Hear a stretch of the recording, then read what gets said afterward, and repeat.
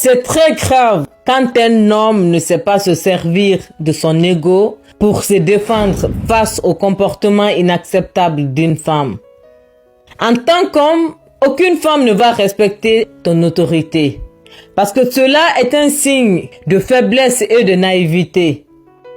Aucune femme n'est attirée par un homme naïf qui ne sait pas se défendre, qui n'a pas de caractère, qui se laisse maltraiter, qui se laisse dominer.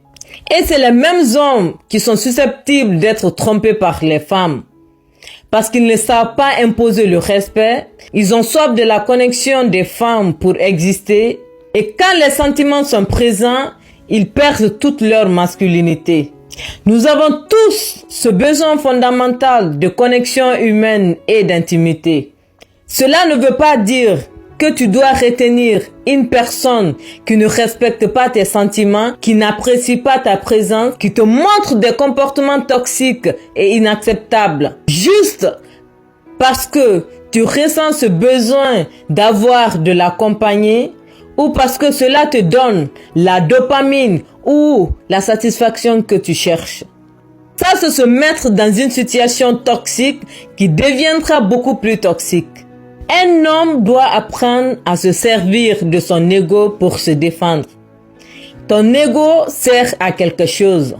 Sa fonction première est de te protéger quand tu fais face aux comportements inacceptables, aux personnes toxiques, aux conflits et aux critiques. Ton ego doit se manifester comme une attitude défensive. Chaque fois que tu te sers de ton ego pour te défendre, chaque fois que tu refuses d'accepter l'inacceptable, tu résistes au rejet malgré la douleur, cela t'apprendra à prendre le contrôle sur tes émotions.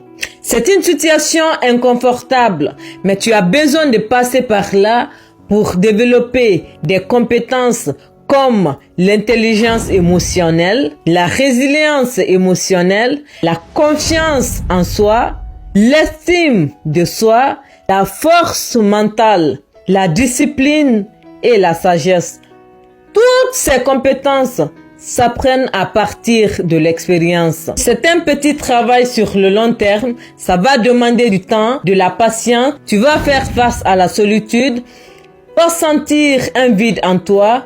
Et plus tu vas affronter la douleur, petit à petit, tu vas y arriver et tu apprends à ce que ça te fasse moins mal. Tout comme la musculation, ça exige du temps et de la répétition.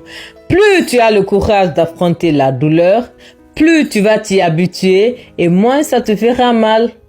Ce sont des moments à traverser pour évoluer, pour grandir et pour apprendre de tes erreurs. Et cela t'aidera aussi à gérer la déception de manière constructive et positive et à les utiliser comme une étape pour devenir la meilleure version de toi-même.